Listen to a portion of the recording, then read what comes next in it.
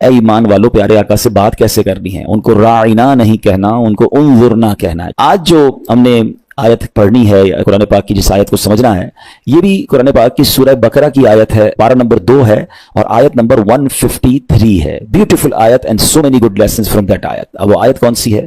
بسم اللہ الرحمن الرحیم، یا ایھا الذین آمنوا استعینوا بالصبر والصلاۃ ان اللہ مع الصابرین۔ ترجمہ اس کا کیا ہے؟ اے ایمان والو صبر اور نماز سے مدد مانگو، بے شک اللہ صابروں کے ساتھ ہے۔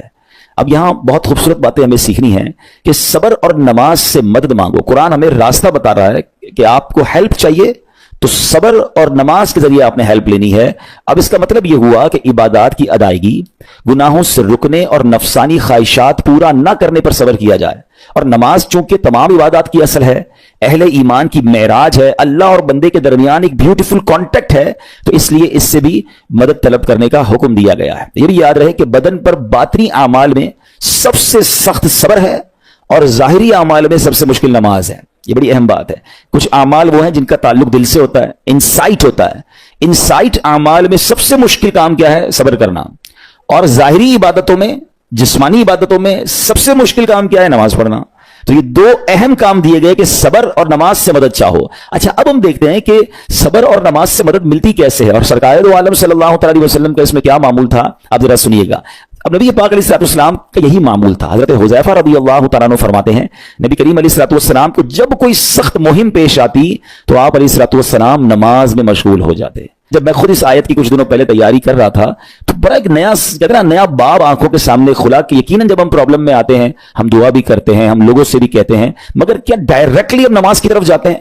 حالانکہ قرآن نے ہمیں پرابلمز کا سولوشن کیا دیا ہے کہ صبر اور نماز سے مدد چاہو۔ اب آگے چلیں، حضرت عمر فاروق کا بھی یہی عمل تھا کہ کوئی مشکل درپیش آتی تو آپ رضی اللہ تعالیٰ کو اگر کبھی اسلامی فوجوں کے آنے میں تاخیر پتہ چلتی، یعنی آپ چونکہ جنگوں کے لیے فوجوں کو روانہ کرتے تھے، بہت شاندار اسٹریٹجک پلانر تھے، تو اب فوج گئی اور ایکسپیکٹیشن یہ تھی کہ فلاں ٹائم کو واپس آ جائے گی۔ اس زمانے میں ٹیلی فون تو تھا نہیں، انٹرنیٹ تو تھا نہیں کہ لوکیشن شیئر ہو جائے گی، یہ کال آ جائے گی کہ سر ہم یہاں رکے ہوئے ہیں۔ اب ٹائم ہو جاتا اور فوج واپس نہ آتی نا، تو آپ اب اس کو کیا کرتے؟ کہ اب پتہ تو نہیں کیا ہوا، ان کے ساتھ خیریت سے آ جائیں، تو آپ نماز میں مشغول ہو جاتے، نماز کے لیے کھڑے ہو جاتے۔ اب کیا ہمارے ساتھ کبھی ایسا ہوتا ہے کہ ہمارا بچہ کہیں گیا ہے، اس کی خبر نہیں آ رہی، یا کوئی چیز ہماری آنی ہے ابھی تک پہنچی نہیں ہے، یا کوئی اچھی نیوز نہیں آ رہی ہے، تو ہم کیا اس کے لیے نماز کی طرف جاتے ہیں؟ یہ نبی پاک کا ہمیشہ معمول رہا۔ حضرت عبداللہ بن محمد حنفیہ رحمۃ اللہ تعالی علیہ فرماتے ہیں کہ میں اور میرے والد ایک انصاری رشتہ دار کے پاس عیادت کرنے گئے۔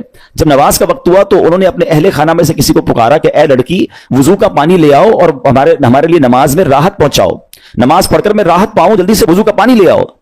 تو کہتے ہیں ہم نے ان انصاری شخصیت کے الفاظ پر بڑا تعجب کیا کہ نماز سے راحت کیسے ملتی ہے؟ تو انہوں نے کہا میں نے نبی پاک علیہ السلام کو فرماتے سنا ہے، اے بلال کھڑے ہو اور ہمیں نماز کے ذریعے راحت پہنچاؤ۔ And it means نماز is a relaxation for all of us.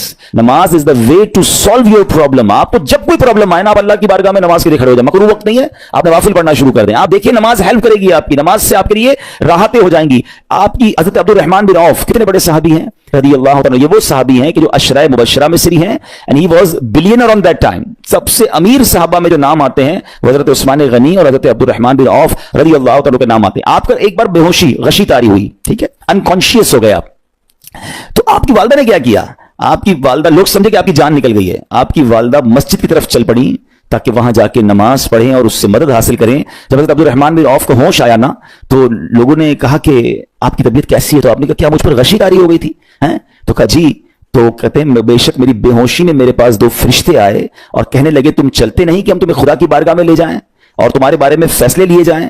دوسرے فرشتے نے کہا انہیں لوٹا دو، یہ ان افراد میں سے ہے جن کے لیے ان کی ماؤں کے پیٹ میں ہی سعادت مندی لکھ دی گئی تھی، اور ان قریب اللہ تعالیٰ ان کے ذریعے ان کی اولاد کو جب تک چاہے گا نفع دے گا۔ اس کے بعد آپ رضی اللہ تعالیٰ 1 مہینہ مزید زندہ رہے، اس کے بعد انتقال ہوا۔ تو پتہ چلا کہ آپ کی والدہ نے نماز پڑھی، اللہ سے مدد مانگی اور آپ کو اللہ نے ایک نئی زندگی عطا فرمائی۔ تو آپ اپنی زندگی میں اس پریکٹس کو آج اس آیت سے دیکھیں، ہم نے کرنا کیا ہے؟ ہم جب بیان میں آئیں تو صرف بیان نہیں سننا ہے، ہم نے اللہ نے مجھے کہا کیا ہے، ہم اس ٹاپک کو لے کے اسی لیے چل رہے ہیں نا کہ میرے رب نے ڈائریکٹلی مجھ سے کیا بات کی ہے۔ تو آج اس آیت میں یہ لیسن مل رہا ہے کہ جب کسی پرابلم میں ہیں، کلیمٹی میں ہیں، تو اللہ کی طرف جانا ہے اور نماز سے مدد چاہنی ہے۔ وَاسْتَعِينُوا بِالصَّبْرِ وَالصَّلَاةِ۔ اچھا اب آپ دیکھیں پیارے آقا کی نماز کی کیسی عادت تھی۔ بادل گرجتے تھے، آندھی چلتی تھی، ہے, किसी बुरी खबर की इतला आ रही होती थी, नबी पाक नमाज की तरफ चले जाते. अच्छा मुझे बताएं नमाज इस्तिस्का क्या है? बारिश नहीं हो रही है, प्यारे आका नमाज पढ़ा रहे हैं. सूरज गहन हो रहा है, नबी पाक नमाज पढ़ा रहे हैं. चांद गहन हो रहा है, प्यारे आका नमाज की तरफ. यानी किस कदर अल्लाह की तरफ रुजू है. And whenever anything bad happen या गोइंग टू बैड हैपन, होने वाली लग रही है, कुछ बड़ा होने वाला है, हमें भी तो खबरें आ रही होती है ना कि भाई कल बहुत शदीद बारिश होगी, ना करे कोई और बुरी खबर एक्सपेक्टेशन है, आपको कारोबार में कोई ऐसी खबर आने का डर है, या आपकी कोई शिपमेंट जा रही है, व्हाटएवर आप चाहते हैं हर चीज बेहतर हो जाए. कुरान ने फॉर्मूला दिया ना, वस्तईनु बिस्सब्रि वस्सलाह, अल्लाह ने डायरेक्टली मुझे और आपको कहा है. तो from now onwards make your practice कि मैंने इंशाअल्लाह नमाज से मदद लेनी है. और आप अपनी आंखों से देखिए, मेरा अल्लाह से अर्ज भी करें कि अल्लाह तूने कुरान में कहा है मदद ले, मैंने खड़ा हो गया नमाज के लिए, तो नमाज से आपने मदद लेनी है. अच्छा अब उसके बाद आयत का जो सेकंड पार्ट है कि सब्र से भी मदद लेनी है. और आगे क्या फरमाया, इन्नल्लाह मअस साबिरीन, अल्लाह साबिरों के साथ है. सुभान अल्लाह. इसका मतलब यह हुआ कि अल्लाह ताला अपने इल्म और कुदरत के साथ वैसे तो हर किसी के साथ है, लेकिन यहां सब्र करने वालों का खास जिक्र इसलिए हुआ ताकि इन्हें मालूम हो जाए कि अल्लाह ताला इनकी मुश्किलात को दूर फरमा देगा. मगर करना क्या है? सब्र करना है. अच्छा अब सब्र के बारे में दो बातें बड़ी अहम हैं कि सब्र नॉर्मली हम जब भी सब्र के बारे में सुनते हैं तो सब्र हम कहते हैं यार तकलीफ आई है सब्र करो, यकीनन ये भी सब्र है, मगर सब्र की एक और किस्म भी है जो उससे भी सुपीरियर है, जो उससे भी अफजल है. और वो क्या है? गुनाह के लिए दिल चाहे, हराम के लिए दिल चाहे, नफसानी ख्वाहिशात बुरा काम करवाना चाह रही हैं और बंदा उस पर सब्र करे. ये सब्र जो है ना, ये शरीयत को और महमूद है और बड़ा अफजल है. इंसान को जी चाहे कि फला गुनाह करना है मगर वो उस पर सब्र करे. और दूसरा सब्र वही है जो हम जानते हैं कि कोई मुसीबत आ जाए, कोई आफत आ जाए, कोई हमारा अल्लाह ना करे किसी से लड़ाई हो जाए, हमारे हमें कोई बुरा भला कहे, हम उसे माफ कर दें, सब्र करें. जिस्मानी तकलीफ है, कारोबार में प्रॉब्लम है, हम अल्लाह की रजा पर राजी रहें. तो ये दो किस्म के सब्र हैं. और जब कोई बंदा सब्र करता है ना तो कुरान और हदीस और बुजुर्गान दीन के अकवाल से मैं आप इसको इसके 10 फायदे बताना चाहता हूं. मैं कहता जाऊंगा, आप अल्लाह के जिक्र की नीयत से सुभान अल्लाह भी कहते रहें, जन्नत में दरख्त भी लगाते रहें. ठीक है. अल्लाह ताला सब्र करने वालों के साथ है. सब्र करने वाले को उसके अमल से अच्छा अजर मिलेगा, सब्र करने वाले को बेहिसाब अजर मिलेगा. सब्र करने वालों की जजा देखकर कयामत के लोग हसरत करेंगे. सब्र करने वाले रब्बे करीम की तरफ से दुरूद और हिदायत और रहमत पाते हैं. सब्र करने वाले अल्लाह को महबूब हैं. सब्र आधा ईमान है. सब्र जन्नत के खजानों में से एक खजाना है. सब्र करने वाले की खताएं मिटा दी जाती हैं और सब्र हर भलाई की कुंजी है. अब आते हैं इन दोनों सब्र को थोड़ा सा डिफाइन करते हैं. एक नफसानी ख्वाहिशात, गुनाह का जी चाहता है, क्योंकि नफ्स है ना वो तो हर वक्त मौज मस्ती चाहता है, वो तो हर वक्त चाहता है जनाब बस ये भी काम कर लूं वो भी कर लूं. अब मुझे ये देखना है कि मेरा ये काम अल्लाह को राजी करेगा या रब को नाराज कर देगा. लेकिन जो नफसानी ख्वाहिशात पर सब्र करता है ना, गुनाह से अपने आप को बचाता है. कुरान क्या कहता है? व अम्मा मन खौफ मकाम रब्बिही व नहन नफ्स अनिल हवा फइन्नल जन्नत हियल मअवा. और रहा वो जो अपने रब के हुजूर खड़े होने से डरा और नफ्स को ख्वाहिश से रोका तो बेशक जन्नत ही उसका ठिकाना है. दिल चाह रहा है, शैतान कह रहा है कर ले, कोई देखने वाला नहीं है, इलाका भी चेंज कर लिया, शहर भी तब्दील हो गया, nobody here to watch you, मगर अल्लाह देख रहा है. अच्छा नॉर्मली अगर गौर करें गुनाह करते क्यों हैं? जितने भी गुनाह है, what ever the list of गुनाह उठाइए, कोई शराब पीता है, कोई बदकारी करता है, मादल्ला, कोई जुआ खेलता है, कोई जनाब बेहयाई करता है, गंदी चीजें देखता है या झूठ बोलता है, वॉट एवर, इन तमाम गुनाहों में थोड़ी सी लज्जत है, टेस्ट. ठीक है. गीबत में भी टेस्ट है, बल्कि किताबों में आया कि गीबत में शराब से भी ज्यादा मजा है, तभी तो बंदा छोड़ता नहीं है. अच्छा लेकिन तमाम टेस्ट में एक बड़ी अहम बात अब मैं कहने जा रहा हूं. ये बुजुर्ग ने बड़ी कमाल की वन लाइनर हमें दे दिया है. वो कहते हैं कभी भी लज्जत के लिए गुनाह मत करना, क्योंकि लज्जत खत्म हो जाएगी, गुनाह का जवाब और पनिशमेंट बाकी रह जाएगी. अब आप इस फॉर्मूले को सामने रखें कि जब भी हम गुनाह करते हैं फ्यू मिनट्स या फ्यू आवर्स की एक इंजॉयमेंट है, आफ्टर दैट इंजॉयमेंट खत्म, मगर उसका जवाब बाकी है, अजाब बाकी है, अल्लाह ना करे अल्लाह नाराज हुआ तो पनिशमेंट बाकी है. तो क्या फरमाया? इंजॉयमेंट के लिए गुनाह मत करना, इंजॉयमेंट खत्म हो जाएगी, अजाब बाकी रह जाएगा. और अगला सेंटेंस कितना खूबसूरत है, फरमाते कभी भी तकलीफ की वजह से नेकी मत छोड़ना, तकलीफ खत्म हो जाएगी, अजर बाकी रह जाएगा. है. अब मिसाल देता हूं, इसके 2-3 एग्जाम्पल समझिए. गुनाह की एग्जाम्पल तो आप समझ गए कि कोई भी थोड़ी देर का गुनाह करता है, लज्जत पाता है, वो गुनाह खत्म, अजाब बाकी.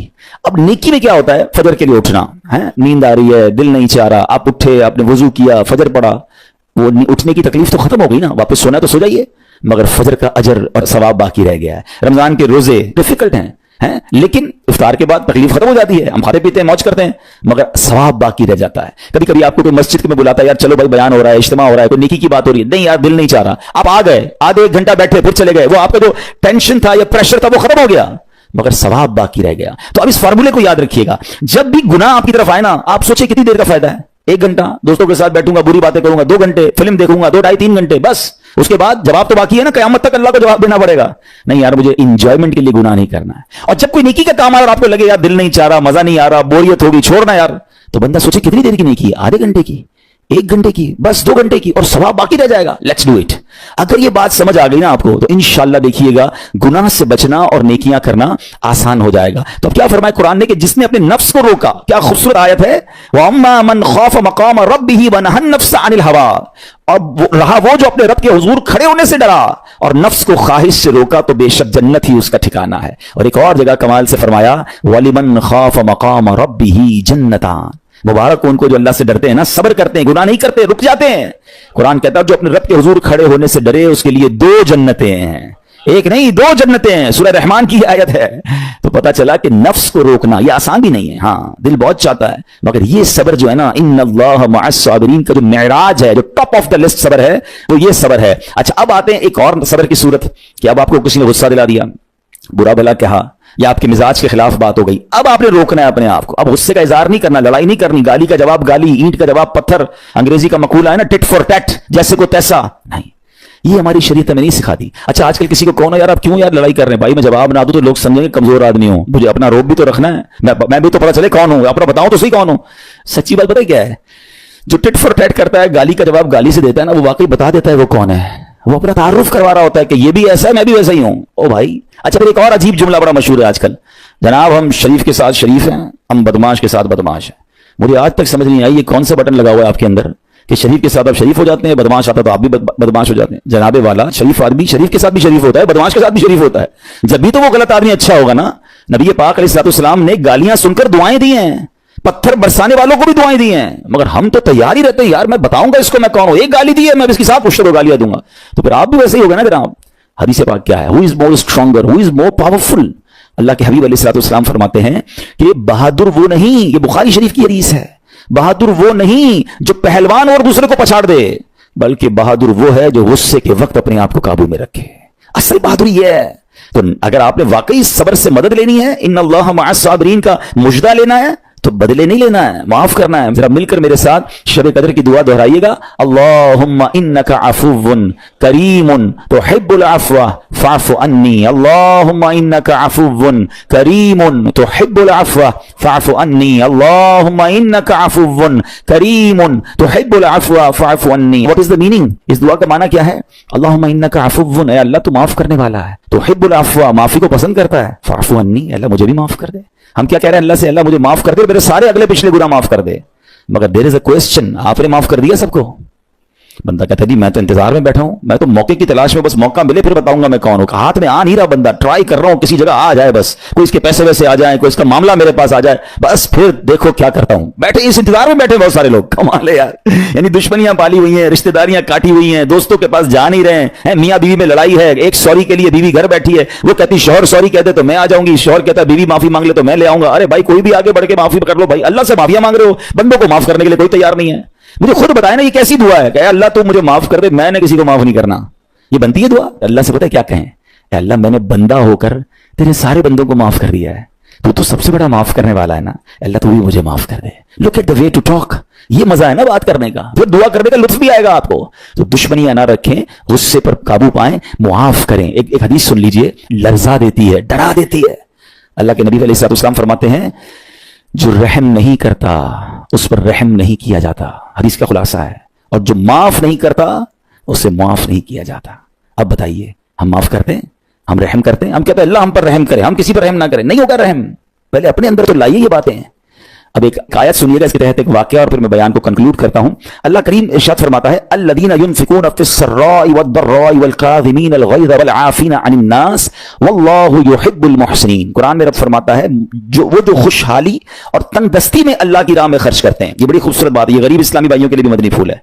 अमीर तो खर्च करता है, नॉर्मली गरीब खर्च नहीं करता अल्लाह की राह में। हमारे किबला मुफ्ती कासिम साहब ने तफसीर कुरान सिरातुल जिनान में एक बड़ी प्यारी बात लिखी। आप कहते हैं पूरी दुनिया के अमीरों का सर्वे कर लेना, उनकी जो पैसे बढ़ने की एक वजह यह भी होती है कि वो कहीं ना कहीं चैरिटी कर रहे होते हैं, मदद कर रहे होते हैं, वो मदद और वो नेकी उनके पैसे बढ़ा रही होती है। और पूरी दुनिया के गरीबों का सर्वे करें तो उनमें से बड़ी तादाद वो जो खर्च नहीं करती अल्लाह की राह में। कहते हैं हम क्या खर्च करें, हम तो गरीब हैं, हम पर लोग खर्च करें। मैं आपको फॉर्मूला दे रहा हूं, ये कुरान से दे रहा हूं। جو تنگی میں بھی اللہ کی راہ میں خرچ کرتے ہیں, جو خوشحالی میں بھی خرچ کرتے ہیں. آپ تنگی میں آپ روپیہ خرچ کریں, یہ نہیں کہتے آپ 10,000 روپے خرچ کریں, جتنی آپ کی حیثیت. یہ کاروبار ہے, آپ 1 روپیہ دیں گے اور آئے گا, آپ 10 روپے دیں گے اور آپ کسی نہ کسی نیکی کے کام میں خرچ کرتے رہیں, آپ غربت سے باہر آ جائیں گے. If you want to take out yourself from that problem, آپ آئے اللہ کی راہ میں خرچ کرنا شروع کریں. قرآن کہہ رہا ہے کہ جو تنگی اور خوشحالی میں اللہ کی راہ میں خرچ کرتے ہیں. اور اگلا پارٹ کتنا خوبصورت ہے, فرمایا والکاظمین الغیظ والعافین عن الناس, فرمایا اور غصہ پینے والے اور لوگوں سے درگزر کرنے والے. انعام کیا ہے, واللہ یحب المحسنین, اور اللہ نیک لوگوں سے محبت فرماتا ہے. اور پھر ہاں زندگی میں کلیمٹیز, پرابلم, بیماریاں, مشکلیں, قرآن خود کہتا ہے کہ من قریب تمہیں آزمائیں گے. کبھی بیماری آئے گی, کبھی بھوک آئے گی, کبھی مال کم ہو جائیں گے, کبھی ڈسٹربنس آئے گی, خوف آ جائے گا. تو بی ریڈی فار دیٹ, صبر کرنا ہے, کیونکہ اللہ نے فرمایا وبشر الصابرین, صبر کرنے والوں کے لیے خوشخبری ہے. تو اللہ کرے کہ یہ بات ہمیں سمجھ آ جائے اور ہم اس آیت پر عمل کرنے والے بن جائیں تو زندگی بڑی آسان ہو جائے گی. یہاں ایک میں عقیدے کی بات بھی کلیریفائی کر دوں. کچھ لوگوں کو بعض اوقات کنفیوژن ہوتی ہے, یہ لوگ کنفیوژن کریٹ کرتے ہیں. مجھے ایک بات بتائیے گا کہ اللہ کیا کہہ رہا ہے, وَاسْتَعِينُوا بِالصَّبْرِ وَالصَّلَاةِ, اے ایمان والو صبر سے اور نماز سے مدد چاہو. کیا صبر اور نماز خدا ہیں؟ بتائیے, نہیں ہے نا, اللہ تو نہیں ہے. ہم صبر اور نماز کی عبادت تو نہیں کرتے. تو جب قرآن کہہ رہا ہے کہ صبر اور نماز سے مدد مانگو, تو غیر اللہ سے مدد مانگنے کا درس تو ہمیں قرآن دے رہا ہے. تو اس کا مطلب یہ ہوا کہ اللہ کے سوا کسی چیز سے یا کسی شخصیت سے مدد لینے کا مقصد یہ نہیں ہوتا کہ ہم اس کی عبادت کر رہے ہیں. اگر آج کے دور میں کوئی اللہ کے نبی سے کہتا ہے کہ یا رسول اللہ انظر حالنا, یا بھر دو جولی میری یا رسول اللہ, تو یہاں کوئی شرک کی بات نہیں ہے, کیونکہ یہاں یہ نیت نہیں ہے کہ ہم ان کو خدا مان رہے ہیں, یا یہ بھی نیت نہیں ہے. ایک بات, ایک عقیدہ کلیئر کر دیتا ہوں, پوری دنیا میں عاشقان رسول کا یہی عقیدہ ہے کہ کوئی نبی, کوئی صحابی, کوئی ولی اپنی طرف سے کسی کو کچھ نہیں دے سکتا. وہ سب رب کے محتاج ہیں, اللہ کسی کا محتاج نہیں ہے. جو اللہ کا ہے وہ اس کا اپنا ہے. ہاں اللہ نے اپنے مخصوص بندوں کو کچھ عطائیں کی ہوئی ہیں, کچھ پاورز دیے ہوئے ہیں, وہ اللہ کی عطا سے اگر کسی کو تقسیم کرتے ہیں تو اس میں کوئی پرابلم نہیں ہے. قرآن کہہ رہا ہے اے ایمان والو صبر اور نماز سے مدد چاہو. یہاں ایک اور بات سمجھنی ہے, دنیاوی طور پہ بھی کیا ہوتا ہے کہ آپ کسی باس ہوتا ہے, اپنے کسی مینیجر کو پاور آف اٹارنی دے دیتا ہے کہ یہ تمہارے پاس اس پراپرٹی کا پاور ہے, تمہارے پاس فلاں چیز کا پاور ہے. وہ اس پاور کے بہاف پر وہ کام کر دیتا ہے, مگر کوئی یہ نہیں کہتا کہ he is the owner, actually he have attorney, he have power of attorney. بالکل ہمارا بھی عقیدہ یہ ہے کہ اللہ نے اپنے کچھ مخصوص بندوں کو, اپنے پیاروں کو کچھ اختیارات عطا فرمائے ہیں, اور جب وہ ان اختیارات پر عمل کرتے ہیں تو ایکچولی وہ اللہ ہی کی عطا ہے. ہاں دنیا میں اگر کوئی یہ سمجھتا ہے کہ کوئی شخصیت یا کوئی بزرگ یا کوئی اللہ والے اپنی طرف سے دیتے ہیں, رب کا اس میں کوئی دخل